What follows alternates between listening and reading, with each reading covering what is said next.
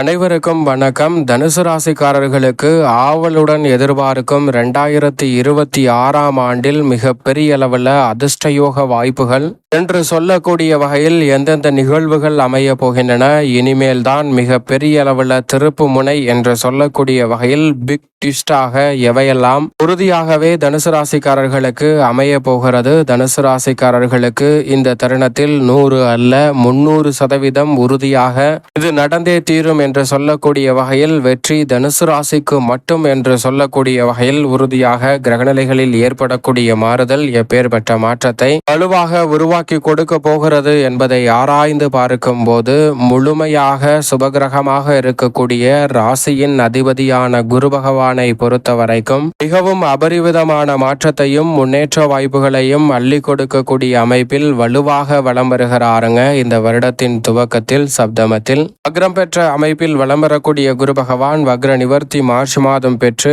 June மாதத்தில் மிக வலுவாக அஷ்டமத்தில் உச்சம் பெறுகிறாருங்க. அஷ்டமத்திற்குள் செல்வது உறுதியாகவே சாதகமற்ற அமைப்பாக தான் பார்க்கப்படுகிறது.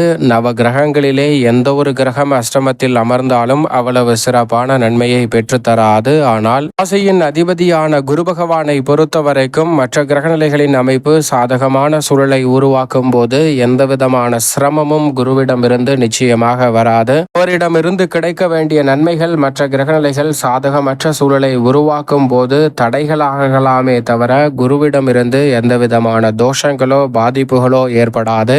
எனவே அஷ்டமத்தில் குரு பகவான் முழுமையாக அமர்கிறார் என்று எண்ணி கவலை கொள்ள வேண்டிய அவசியமில்லை. ஏனென்றால் மே மாதம் முழுவதுமே அவர் மிக வலுவாக 7ல் தான் வலம் வருகிறார். அதை தொடர்ந்து 8ஆம் இடத்திற்கு சென்று வக்ரகதியிலும் திரும்பி வலம் வர போகிறார். எனவேதான் உறுதியாகவே நீங்கள் நினைப்பதை காட்டிலும் மிக சிறப்பான நல்ல பல வாய்ப்புகளும் சந்தர்ப்பங்களும் இந்த 2026ஆம் ஆண்டை ஆவலுடன் எதிர்பார்க்கும் ஆண்டாக மாற்றிக் கொடுக்கிறது. ஏனென்றால் மிகவும் முக்கியமாக ராசியின் உச்ச அதிபதியாக வலுவாக பலம் பெற போகிறாருங்க. ராசியின் அதிபதி உச்ச பலம் பெறும் இந்த வேளை என்பது நிச்சயமாக மிக சிறப்பான மாற்றத்தை பெற்று தருவதால் அஷ்டம பாதிப்புகள், தடைகள், தாமதங்கள், சிக்கல்கள் போன்ற அனைத்துமே நிச்சயமாக விலகி முன்னேற்றம் உறுதியாக உங்களுடைய வாழ்வில் எளிய முறையில் அமைவதற்கான சந்தர்ப்பம் உண்டு. தவறவிடாமல் பயன்படுத்திக் கொள்ளுங்கள். அஷ்டமத்தில் குரு இருந்தாலும் கூட அஷ்டம பாதிப்புகள், தோஷங்களை முழுமையாக நீக்குகிறார். சிறு முயற்சி கூட உங்களுடைய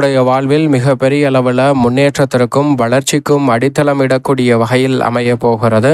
ஏனென்றால் குரு பார்க்கின் கோடி நன்மை என்று சொல்லக்கூடிய வகையில் உச்சபலம் பெற்ற குருவின் பார்வை பல்வேறு இடங்களை வலுப்படுத்த போகிறது. அது மட்டுமல்லாது வருடத்தின் முற்பகுதி முழுவதுமே ராசியின் அதிபதியான குருவின் பார்வை ஜென்ம ராசிக்கு கிடைப்பது மிக பெரிய அளவில் பொக்கிஷமான வரவேற்கத்தக்க ஒரு அமைப்பாக பார்க்கப்படுகிறது. குருவின் பார்வை பதிவதால் பல காரிய தடைகளை தகர்த்தறிந்து முன்னேற்றம் நிறைந்த பாதையை உருவாக்கி கொள்ளக்கூடிய நல்ல சந்தர்ப்பம் நிச்சயமாக உண்டு. இதுவரை முயற்சி செய்து நல்ல வேலை கிடைக்கவில்லை, நிரந்தர வாய்ப்புகள் அமையவில்லை என்று இருந்த சூழலில் உத்தியோகம், தொழில் ரீதியாக நல்ல வேலை கிடைக்கும். உங்களது திறன் மேம்படும். திடீர் அதிர்ஷ்டயோக வாய்ப்புகள் என்று சொல்லக்கூடிய வகையில் மிக பெரிய அளவிலான திருப்பு முனையாக நிரந்தர வருவாய் என்று சொல்லக்கூடிய வகையில் நிரந்தர வேலை வாய்ப்பு, நிரந்தர தொழில் ரீதியான சந்தர்ப்பங்கள் அமையும். நிச்சயமாக அஷ்டமத்தில் இருந்தாலும் மங்களகரமான சுபகாரியங்களை தடையில்லாமல் கேட்க முடியும். என்றால் மங்கள ஓசை இல்லத்தில் உறுதியாக கேட்கும் என்று சொல்லக்கூடிய வகையில் பல சுப நிகழ்வுகளை மிகவும் சிறப்பாகவும் செம்மையாகவும் செய்து முடிக்கக்கூடிய அற்புதமான சந்தர்ப்பம் நிச்சயமாக தனுசு ராசிக்காரர்களாகிய உங்களுக்கு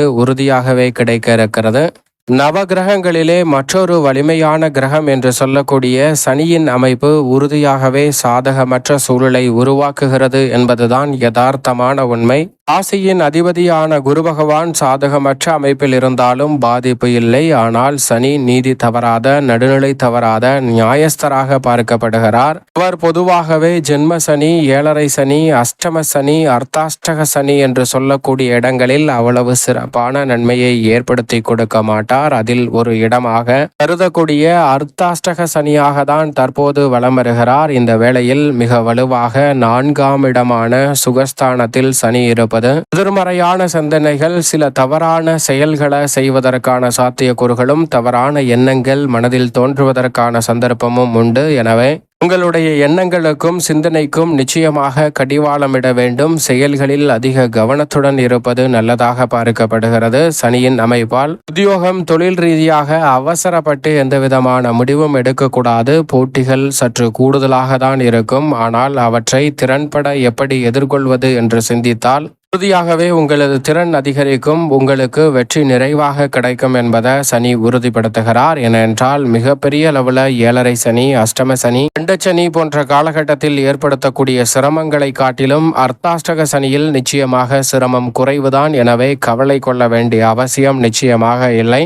ஆனால் அதே வேளையில் நிழல் கிரகமாக இருக்கக்கூடிய ராகுவை பொறுத்த வரைக்கும் வெற்றிக்கே உரித்தான 3 நவம்பர் மாதம் வரை வலம் வருகிறார். நவம்பர் 25ஆம் தேதிக்கு பிறகு 2ஆம் இடமான சுகஸ்தானத்தில் மிக வலுவாக அது குடும்பஸ்தானத்தில் நுழைய போகிறார். ராகு குடும்பஸ்தானத்திற்கு வருவது பெரிய அளவில் பாதிப்பை ஏற்படுத்தாது என்றாலும் கூட மோட்சக்காரகரான கேது 9ல் இருந்து அஷ்டமத்தில் நுழைகிறார். அதே வேளையில் எனவே இந்த வருடத்தின் இறுதியில் சற்று கவனத்துடன் இருக்க வேண்டும். மோட்சக்காரகரான கேது அஷ்டமத்தில் நுழைவது சாதகமற்ற அமைப்பு. ஆனால் வருடத்தில் பெரும்பாலும் 11 மாதம் மிக வலுவாக 9ல் கேதுவும் 3ல் ராகுவும் இருப்பதால் முன்னேற்றத்திற்கு முட்டுக்கட்டையிடக்கூடிய காரிய தடைகள் உறுதியாக தவிடுபடியாகும். நினைத்ததை நினைத்தவாறே செய்து முடிக்கக்கூடிய வகையில் நல்ல பல வாய்ப்புகளும் சந்தர்ப்பங்களும் உறுதியாகவே கிடைக்கும். மிக பெரிய அளவிலான காரிய தடைகளை தகர்த்தறிந்து முன்னேற்றம் நிறைந்த ஒரு வேலையாக மாற்றிக்கொள்ளக்கூடிய சந்தர்ப்பம் நிச்சயமாக உங்களை தேடி வரும். எனவே சரியாக பயன்படுத்திக் கொள்ளுங்கள்.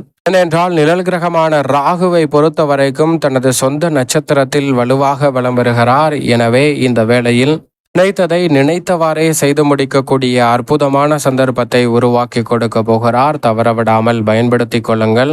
செவ்வாயை பொறுத்த வரைக்கும் இந்த வருடத்தின் துவக்கத்தில் ஜென்மத்தில் வலம் வருகிறார். பிறகு மிக வலுவாக 2ல் உச்சம் பெறுகிறார். அதை தொடர்ந்து பல இடங்களில் மாறி வலம் வர போகிறார். செவ்வாய் உச்சம் பெறும் வருடமாக பார்க்கப்படுகிறது. 2 வருடத்திற்கு ஒரு முறைதான் உச்சம் பெறுவார். இந்த வருடம் உச்சம் பெறும் தருணமாக அமைந்திருப்பதால் உறுதியாகவே தங்களுடைய பெயரில் தனுசு ராசிக்காரர்கள் அசையும் அசையா சொத்துக்கள் வாங்கக்கூடிய சந்தர்ப்பம் உண்டு. வீண் விரய செலவுகளை முதலீடாக மாற்றக்கூடிய முதன்மையான நல்ல வாய்ப்பும் சந்தர்ப்பமும் இந்த வேளையில் உறுதியாகவே உங்களை தேடி வருகிறது. தவறவிடாமல் பயன்படுத்தி கொள்ளுங்கள். மங்களக்காரகனின் அருளால் பல சுப நிகழ்வுகள் எளிதில் கைகூடும். காரிய தடைகள் தகர்த்தறியப்படும். கடின உழைப்பை நீக்கி சுமாட்டாக சிந்தித்து நுட்பமான விஷயங்களை மேற்கொள்வதால் கடினமாக உழைக்காமல் எளிதில் சில விஷயங்களை நுணுக்கமாக செயல்படுத்தி வெற்றி பெற முடியும். முக்கூட்டு கிரகம் என்று அழைக்கக்கூடிய 3 கிரகநிலைகள் சூரியன், சுக்கிரன், புதன் ஆகிய 3 கிரகநிலைகளும் 12 இடங்களிலும் மாறி மாறி வலம் வர போகின்றன. நன்மை தீமை கலந்த ஒரு அமைப்பை உருவாக்குவதால் நீங்கள் எதிர்பார்ப்பதை காட்டிலும் பெரிய அளவிலான காரிய தடைகள், சிரமங்கள், சிக்கல்கள் இந்த தருணத்தில் ஏற்பட்டாலும் அவை உடனடியாக சரி செய்யக்கூடிய சந்தர்ப்பம் உண்டு. ஏனென்றால் இந்த கிரகநிலைகளை காட்டிலும் சந்திரன் துரிதமாக 12 இடங்களிலும் 12 அல்லது 13 முறை வலம் வர போகிறார். சந்திரனின் அமைப்பு சில நேரங்களில் அதீத சிரமங்களில் இருந்து விரைவில் வெளிவரக்கூடிய சந்தர்ப்பத்தை உருவாக்குகிறது. எனவே சரியாக பயன்படுத்திக் கொள்ளுங்கள். மேலும் இந்த 2026ஆம் ஆண்டை சாதகமாக மாற்றிக்கொள்ள இந்த வருடத்தின் துவக்கத்தில் தொடர்ந்து 9 வாரம் வியாழக்கிழமை விரதம் இருந்து அருகாமையில் உள்ள இஷ்ட தெய்வ ஆலயம் சென்று தீபம் ஏற்றி வழிபாடு செய்யுங்கள். ஆவலுடன் எதிர்பார்க்கும் 2026 அமோகமான திருப்பங்களும் திடீர் அதிர்ஷ்டங்களையும் நிச்சயமாக உருவாக்கி கொடுக்கும் தனுசு ராசிக்காரர்களுக்கு. ஏனென்றால் மிக பெரிய அளவில் சாதகமாக ராசியின் ஆதரான குரு ராகு அற்புதமாக வலம் வருகிறார். எனவே சரியாக பயன்படுத்திக் கொள்ளுங்கள்.